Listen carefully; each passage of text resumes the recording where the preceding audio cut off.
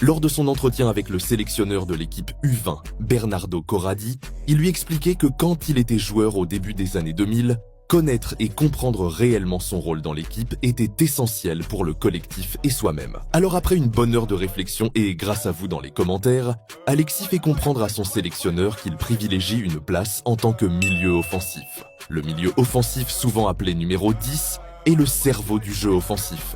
Il joue entre le milieu et l'attaque, souvent juste derrière l'avant-centre. Son rôle est de créer des occasions et de recevoir le ballon dans les zones dangereuses. Il cherche les attaquants, fait des passes décisives ou tente sa chance au tir. Il doit voir le jeu avant les autres et souvent jouer en une touche dans les petits espaces. Alexis ne perd pas de temps lors du rassemblement des U20.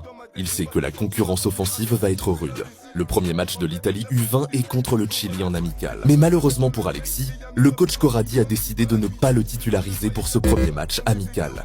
Pour le coach Corradi, la raison était raisonnable.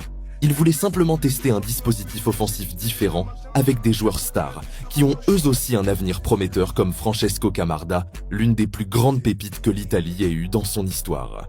C'est l'attaquant de pointe dans son excellence, il est grand, un peu physique, beau gosse et a une valeur de 15 millions d'euros sur Transfermarkt.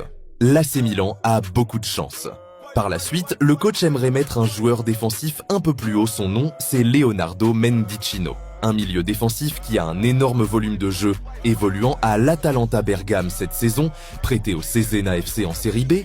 Il était titulaire indiscutable à seulement 18 ans et il est actuellement dans le viseur de Manchester United. Alors en août, lorsque le match contre les Sud-Américains à l'extérieur débutait, le joueur attendu par le peuple et les médias dans cette rencontre était Francesco Camarda, en numéro 9. Et le jeune crack surclassé va montrer qu'il porte bien son titre de meilleur jeune italien dès les premières instances du match avec une frappe puissante qui trompe le gardien chilien. Camarda! Che gol ha fatto! Francesco Camarda! Una rovesciata folle!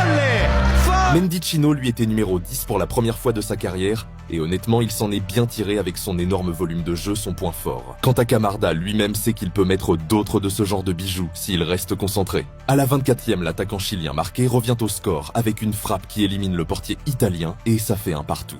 Il ne faut vraiment pas que les Chiliens se réveillent et remontent avant la mi-temps. Mais juste avant cette dernière, Camarda a l'occasion de mettre un clou avant la pause. Battesagli, traversone in mezzo, Camarda, di testa, che gol! Che gol di Camarda! 11ª perla stagionale, un gol pazzesco di testa!